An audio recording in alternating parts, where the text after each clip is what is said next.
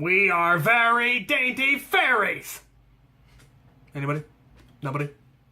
Isle Anthony? Gilbert and Sullivan? Never mind.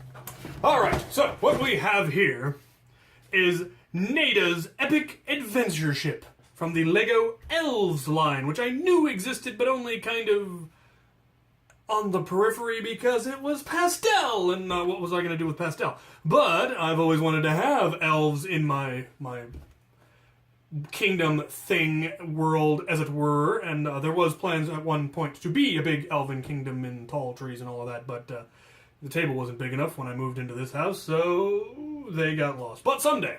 And at the very least, I could definitely use this as a trade ship up against the docks in my castle, which I think would look pretty cool. So, we're going to build it. Maybe we could have some elvish dignitaries visiting, since I've got a number of elf characters now from Lord of the Rings, and then I got the elf princess warriors from fans sent me in minifig packs. So, let's take a look at this and build it. It is surprisingly densely packed. We've got the sail, which is actually really cool. Nice big instruction book. Oh, they use stickers instead of prints. Oh well. We will survive. Okay, well. 3 packs, and they're all numbered. So let's get to it.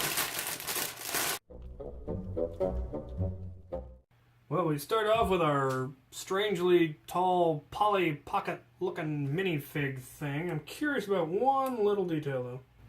So yeah, the hair will in fact fit on a regular minifigure, which will allow me to make fancy elves. The head will not fit on a minifigure though. But that's something. Oh yeah, elves. They're a thing. Stay. Alright.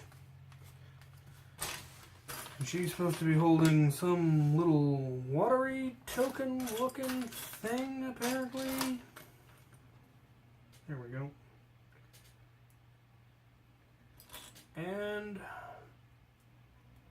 the map to the key. Neat.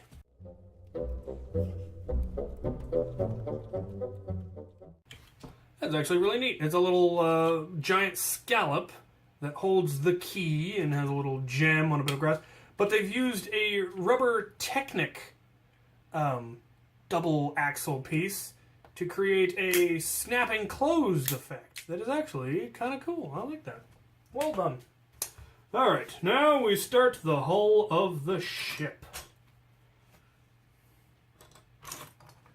And I'm kind of curious to see how they built it, because it's an entirely brick-built hull, which I think is pretty neat. Got a lot of this dark blue that I have almost none of, if I have any at all.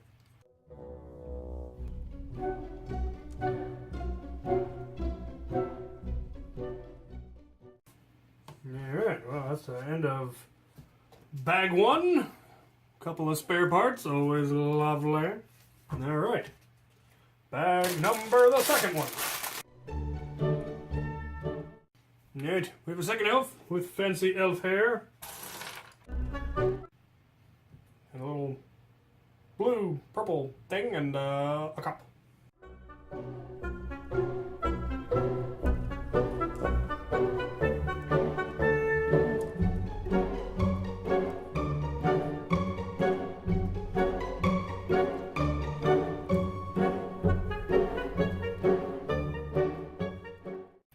Even more spare parts. This is a uncommonly good haul for spare parts, actually, including a whole spare gear, which is definitely unexpected, but appreciated. I don't think I forgot a gear. Nope, just the one gear. Cool. Alright, final bag!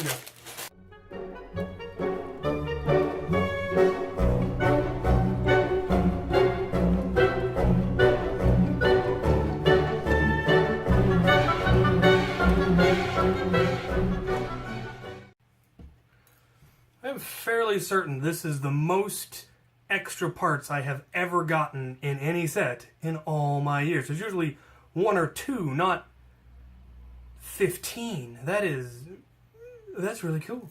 I thought there was actually a piece missing, but it had simply rolled off the table and had wandered off, but I was able to find it, so. I am somewhat surprised, but I genuinely like this set. I like the brick-built hull. I like the general design of it.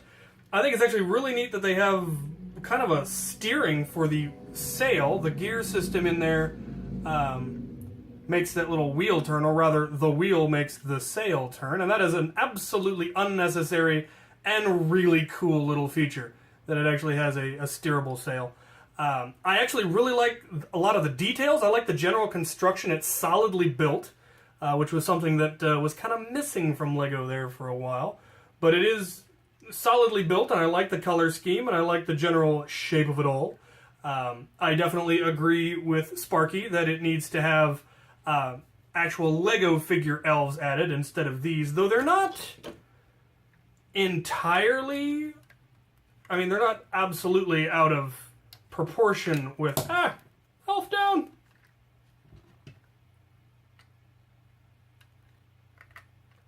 They're not horrifically out of scale with LEGO figures. They're a little bit taller and definitely skinnier, but... actually, maybe they're not even taller. Maybe a little bit. But, yeah, the hair can definitely be transplanted onto other regular minifigs if you felt like it. But I really like how this set came together. There's a fair amount of detail. Like I said, they give you a little bucket, and they give you lots of gems for decoration. Back here in the cavern, there's a brush and looks like a bottle of perfume or shampoo or something. And then on the other side, there's actually a little kitchenette, a little stove, and a little grill back there in the cabin. So that's a really neat little detail. I kind of get the feeling that there's supposed to be something back here. Maybe this is supposed to go in here. I don't know. But it looks like there was supposed to be, or there was going to be, something sitting there on the back of the cabin, because it looks like it's missing something. This would fit there, I suppose, if you really wanted it to. But maybe I'm missing some little detail. Maybe there's another little set that combines with this set. That would be the sort of really cool thing that LEGO used to do, and it would be neat if they did it again. Looking at the other elf sets, I don't see anything that jumps out at me. There's a couple of other elf sets I wouldn't mind having either. Yeah. I'm going to see how well this fits, just kind of as like I said, as an emissary or a trade ship in with my castle. The colors are obviously going to clash horribly, but that's kind of the point. But yeah, I really like it. I like the way they did the bow.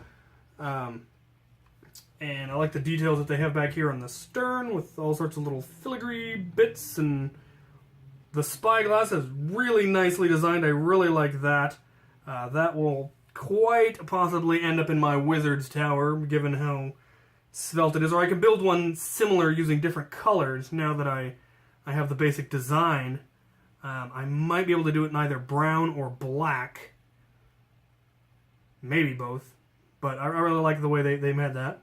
I like the sail design. The mast is good and solid using Technic. So, yeah, this is a neat little set.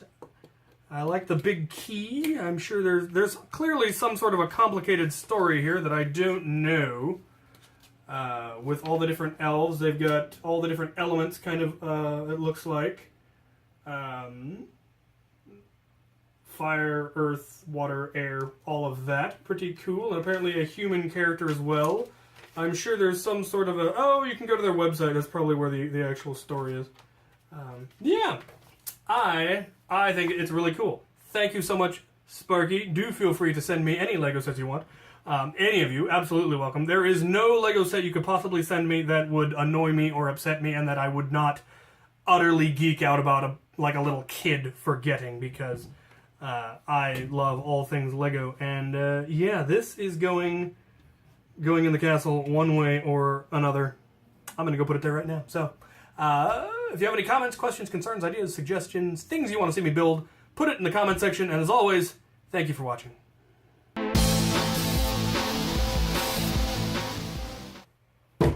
All right, after the credits addendum it is, because those are always cool. What we have here is the Sea Serpent. I believe it was set 6057 from the early Castle days. And I always thought it was a really neat medieval-style trading cog, or I think it was meant to be more of a Viking kind of warship. But I've always used it as a trading card. And then we have here this adventure ship, and they're actually not that much different in size, which I think is really cool.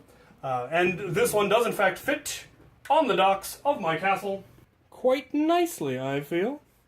And definitely gives the feeling of something terribly foreign and exotic here at the castle, given the difference in colors, but I think it's really cool. So once again, Sparky, thank you. You're awesome. Feel free to send me anything you want.